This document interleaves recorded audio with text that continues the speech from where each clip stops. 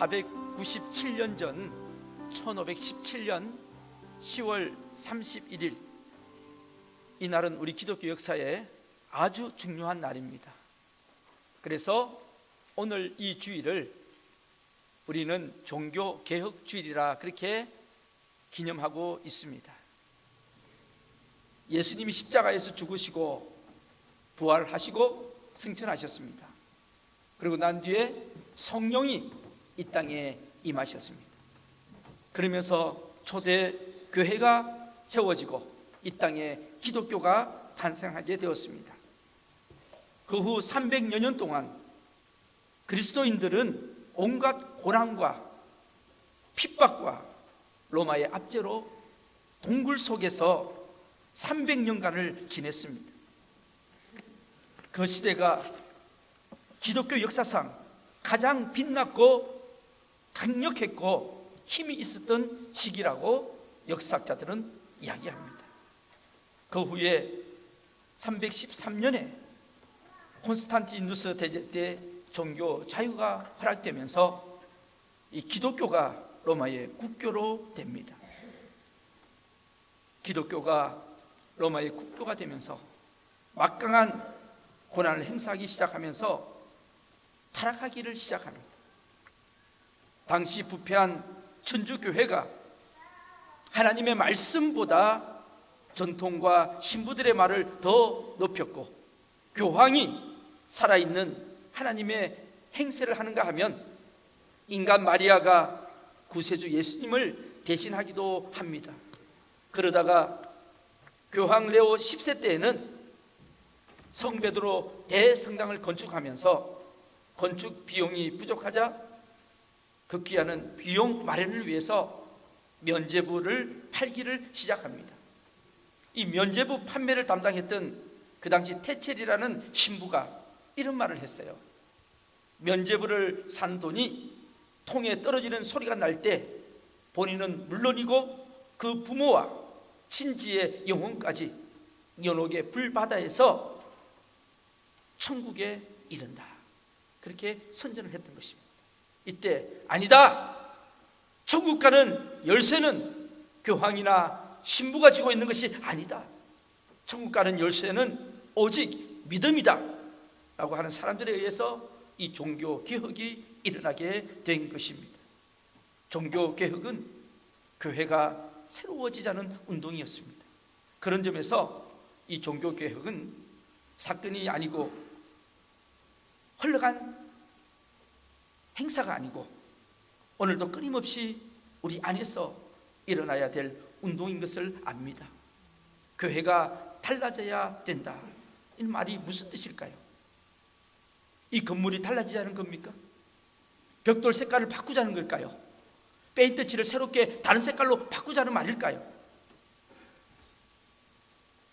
바로 교회가 달라져야 된다는 말은 오늘 예배 드리는 우리 한 사람 한 사람이 새로워져야 된다는 말씀인 줄로 압니다.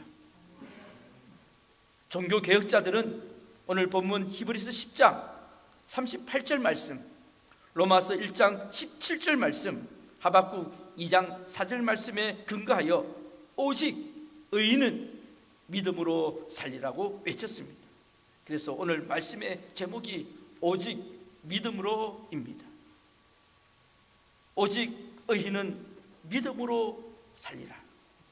기독교 역사상 가장 위대한 종교개혁 운동은 오직 은혜, 오직 믿음, 오직 성경이라고 하는 절대 진리를 외친 운동이었습니다. 오직, 솔라, only, 이 오직이라는 단어 하나에 종교개혁자들은 생명을 걸었습니다. 한 사람이 무슨 비전을 가지냐에 따라서 그 집안이 달라집니다. 한 사람이 어떤 꿈을 품느냐에 따라서 그 민족이 달라집니다. 그 나라가 달라질 수가 있습니다. 그래서 한 사람이 굉장히 중요하다고 생각합니다. 1645년에 단 한 표의 투표차로 대영 제국은 올리버 크롬웰에게 전 영국을 다스리는 통치권을 부여하게 됩니다. 1649년 영국 왕 찰스 1세는 단 한 표 때문에 처형을 당하고 죽임을 당합니다. 1776년 미국은 단 한 표 차로 독일어 대신에 영어를 국어로 채택하게 됩니다. 1875년 프랑스는 단 한 표 차로 왕정에서 공화국으로 바꾸는 새 역사를 시작하게 됩니다. 1923년 아돌프 히틀러는 단 한 표 때문에 세계 역사를 바꾸는 나치당을 장악하게 됩니다. 이 한 사람의 역할은 결코 무시할 수가 없는 겁니다. 위대한 종교개혁자 루트는 1483년 11월 10일 독일에서 태어났습니다. 1501년에 에르푸르트 대학의 법과대학에 진학을 해서 앞으로 법관으로서 자기 꿈을 펼치려고 했던 사람이었습니다. 그런데 어느 날 이 루터가 자기 친구와 함께 산길을 걷던 도중에 갑자기 번개가 치고 벼락을 맞습니다. 그 자리에서 그 친구가 벼락에 맞아 즉사를 하고 맙니다. 친구의 죽음을 봤던 이 루트는 그때부터 심각한 인생의 고민에 빠지기를 시작합니다. 결국 아우구스티누스 수도원으로 들어갑니다. 여기서 루트는 신부가 되면서 자기의 모든 죄 때문에 한없는 고민을 하게 됩니다. 영원 깊은 곳에서 그를 괴롭히고 있는 이 죄의 문제가 해결이 되지를 않는 것입니다. 하루에도 수없이 신부님을 찾아가서 고해 성사를 해보았습니다.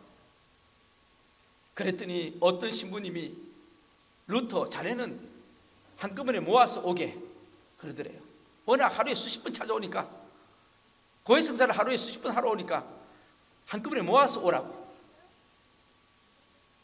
그 후에 루터는 로마를 찾아가서 속죄 계단을 기어 올랐습니다. 이 계단은 콘스탄틴 왕의 어머니가 아들에게 특별히 부탁해서 예수님께서 십자가에 못 박히실 때 피 흘리며 흘러갔던 그 28계단의 돌을 뜯어다가 만든 계단입니다. 이 계단을 무릎으로 기어 오르고 내리면 무릎에 피가 납니다.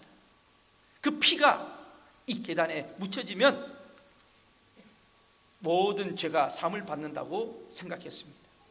그래서 오늘도 이 계단을 오르내리는 사람들이 수없이 많다고 합니다. 2000년 동안 이 돌계단을 오르내리는 천주교 신자들이 얼마나 많았든지 가보시면 돌이 움푹움푹 패여 있을 정도로 돌이 반질반질해져 있습니다. 500여 년 전에 마틴 루터는 이 계단을 오르내리며 계단마다 입을 맞추었고 종일 그 계단을 오르내리다가 무릎이 터져서 28계단에 피가 벌겋게 묻었습니다. 그래도 그의 마음속에는 죄 문제가 해결되지 않았습니다. 그러던 어느 날 성경 말씀을 통하여 놀라운 은혜를 받게 됩니다.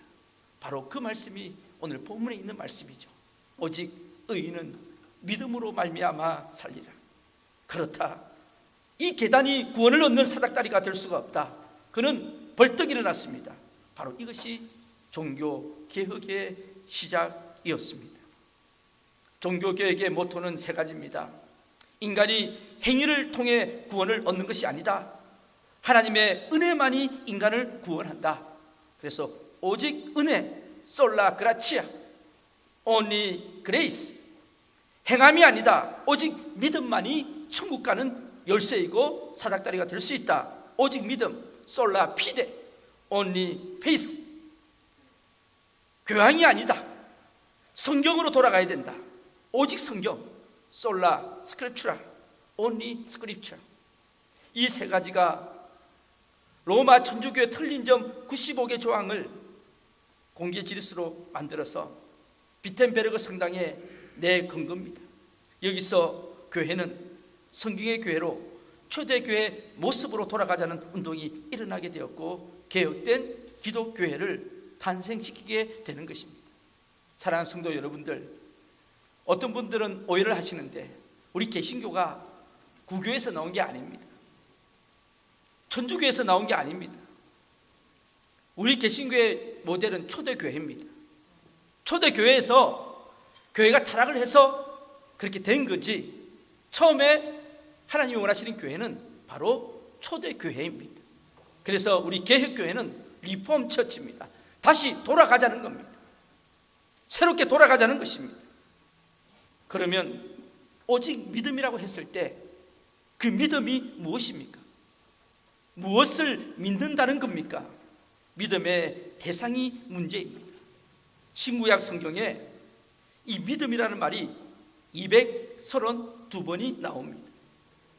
히브리서에서요, 이제 11장에 보시면은 믿음은 바라는 것들의 실상이요, 그러면서 이 믿음이 히브리서 11장에만 25번이나 반복적으로 등장합니다. 그래서 히브리서 11장을 우리는 믿음의 장이라고 부르는 것입니다.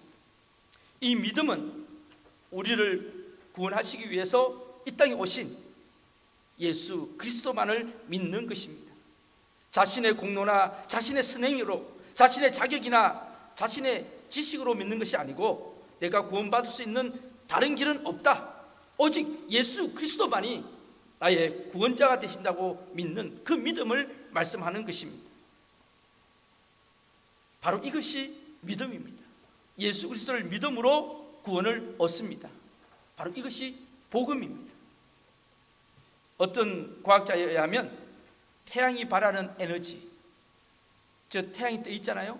저 태양이 발하는 에너지를 1초만 저 에너지를 모을 수만 있다면 이 지구상에 있는 70억 인구가 100년을 쓰고도 넉넉히 남음이 있는 에너지가 된다고 합니다. 골고다 언덕 십자가 위에서 흘리신 그 보혈 한 방울은 사탄의 권세를 부수고 만민의 인간을 구원하고도 넉넉히 남음이 있습니다. 믿는다는 것이 무엇입니까? 요한복음 1장 12절에 말씀합니다.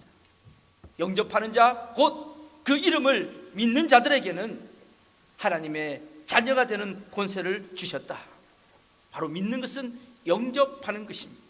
무엇을 영접한다는 것입니까? 예수 그리스도를 나의 구세주로 영접하는 것입니다. 구원을 위해 예수 그리스도만을 신뢰하는 것입니다. 내 마음 중심에 그분을 주인으로 모시는 것입니다.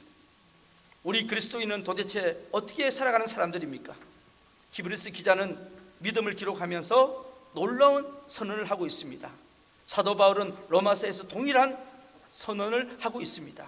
의인은 믿음으로 말미암아 살리라. 한번 따라 하십시다. 의인은 믿음으로 말미암아 살리라. 이 말씀은요, 오해하시면 안 돼요. 이 말은 예수를 믿으면 당장 어려워진다는 말이 아닙니다. 어려운 사람이 되었다는 말도 아닙니다. 아직까지 죄인임에도 불구하고 하나님께서 우리를 어렵게 의인으로 인정해 준다는 말씀입니다. 그 믿음으로 살아갈 수 있다는 것입니다. 마틴 루터가 웰메스 재판장으로 소환이 되었습니다. 주변에 있는 친구들이 몸을 피하는 것이 좋겠다고 조언합니다. 그때 그는 기도하고 일어났습니다. 웰메스 재판장이 어떤 곳이었습니까? 그 당시에 황제를 세우기도 하고 피하기도 했던 곳입니다. 그런데 루터쯤이야, 보잘것없는 무명의 신부 하나야, 아침 이슬처럼 날려버릴 수 있는 곳이 바로 이 웰메스 재판장이었습니다. 그러나 루터는 그렇게 외쳤습니다. 웰메스의 재판장을 듣고 있는 수만 장의 규화장이 악마로 변한다 할지라도 나는 주께서 성경 말씀을 통하여 우리에게 증언해 주신 바로 이 복음을 변경시킬 수가 결코 없다. 오직 은혜, 오직 믿음, 오직 성경, 오직 예수, 이 진리를 지킬 수만 있다면 나는 흔쾌히 나아가 아침 이슬처럼 죽을 수 있다. 그렇게 말했습니다. 당시 이것으로 인해 가톨릭 교회의 강력한 도전과 위협이 루터를 향해 쏟아졌습니다. 때론 동료들의 비난도 가세되었습니다. 꼭 인생을 그렇게 살아야 되냐? 적합하게 좀 타협하면 안 되냐?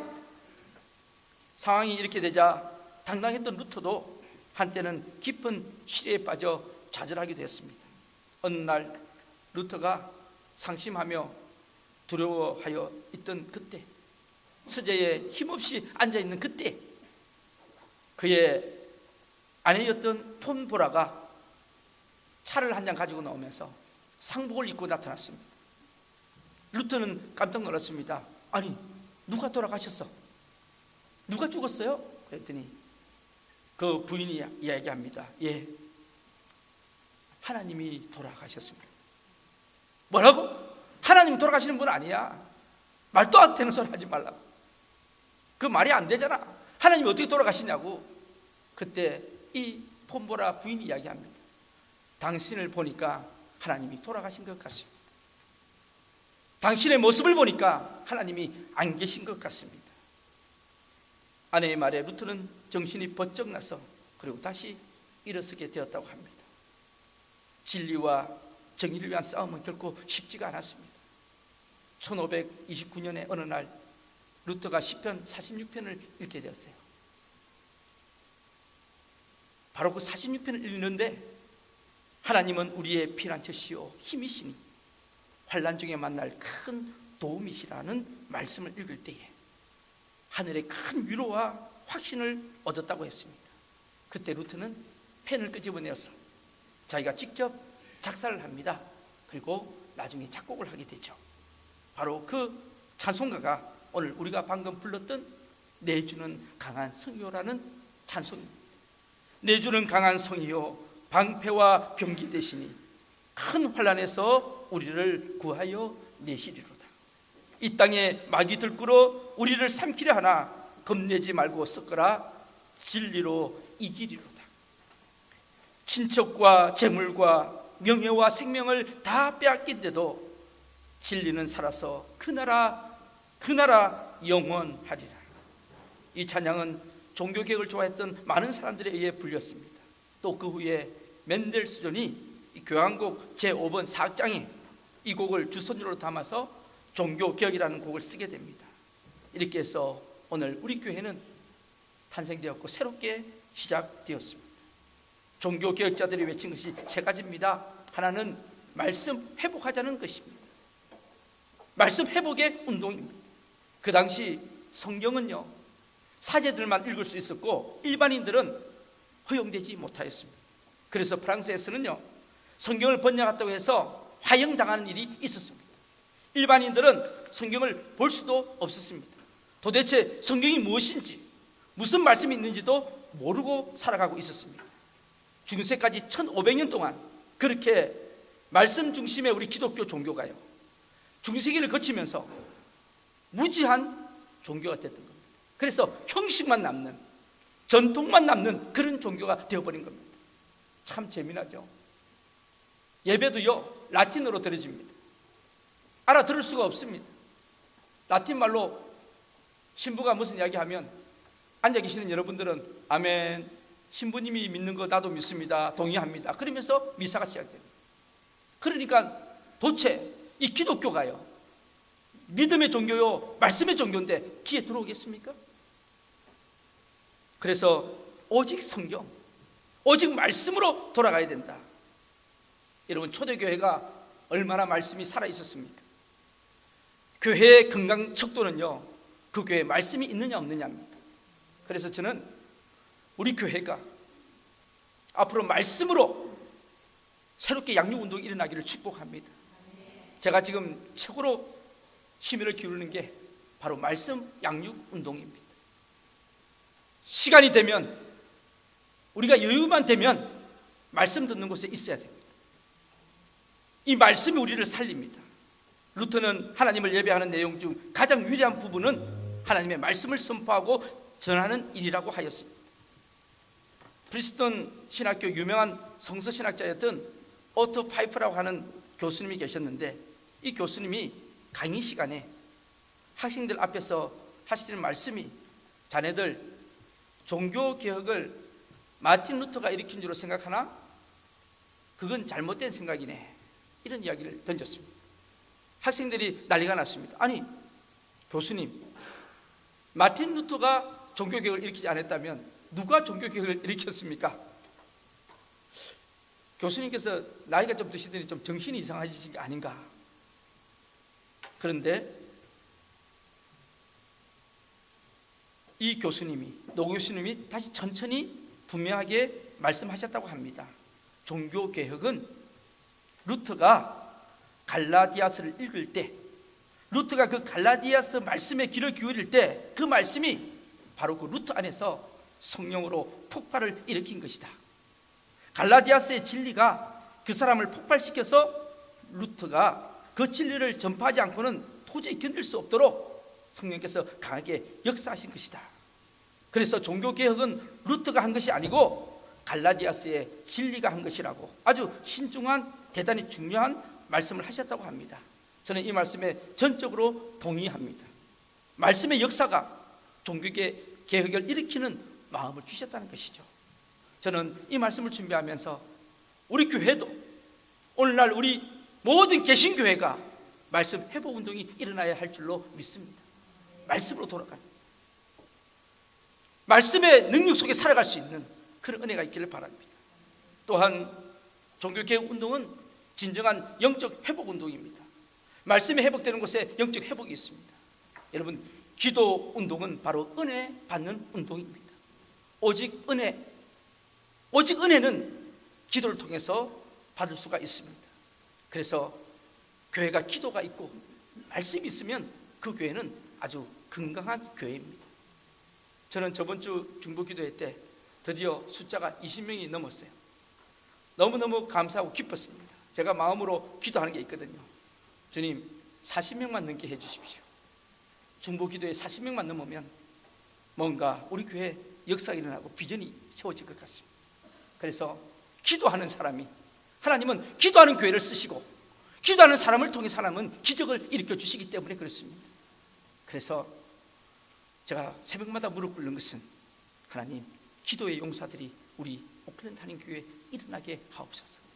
기적의 소문들이 일어나게 하옵소서. 우리 힘으로 안 됩니다. 우리 능력으로 못 삽니다. 내일 일을 누가 알 수가 있겠습니까? 우리 자녀들요, 기도해야 합니다. 기도하는 습관을 붙여줘야 합니다. 그래서 제가 한번 제자반때도 말씀드렸나요? 내년부터는 우리가 방과후 학교를 하면서 뭔가 우리 자녀들이나 우리 청소년들에게 말씀을 좀 양육할 수 있는 그런 시간들이 있었으면 좋겠다. 저는 그런 지금 소망을 가지고 있습니다. 또한 종교개혁 운동은 믿음의 회복 운동입니다. 여러분, 믿음은 말씀과 기도 없이는 믿음의 운동이 일어날 수가 없습니다. 교회가 여러 가지 프로그램도 중요합니다. 문화센터도 좋습니다. 사회봉사하는 것도 좋습니다. 구제하는 것도 괜찮습니다. 그렇게 해야 됩니다. 그러나 복음이 없이, 말씀이 없이 그렇게 한다면 교회는 타락합니다. 타락하고 맙니다. 그래서 교회가 세워져야 될 것이 말씀 운동이고 기도 운동이고 그리고 믿음의 회복 운동이 되어야 합니다. 오늘 우리 종교개혁 497주년 기념 예배를 드리면서 여러분들 가정에 뭔가 말씀의 역사가 일어나기를 축복합니다. 제가 남신도들하고 1대1을 한번 해보면요, 기독교에 대한 선입관들이 굉장히 안 좋습니다. 교회에 대한 선입관도 안 좋고요. 왜냐하면 똑바로 진리를 모르기 때문에 그렇다고 저는 생각합니다. 그래서 제가 그대로 1대1 양육하면서 앞으로 우리 교회가 양육 프로그램 중에서 1대1 양육, 그 다음에 제가 계획하는 것은 라이프 스터디, 그리고 제자 운동, 제자 사역 운동, 그리고 사역 운동, 이렇게 좀 단계가 있는 양육 운동을 했으면 합니다.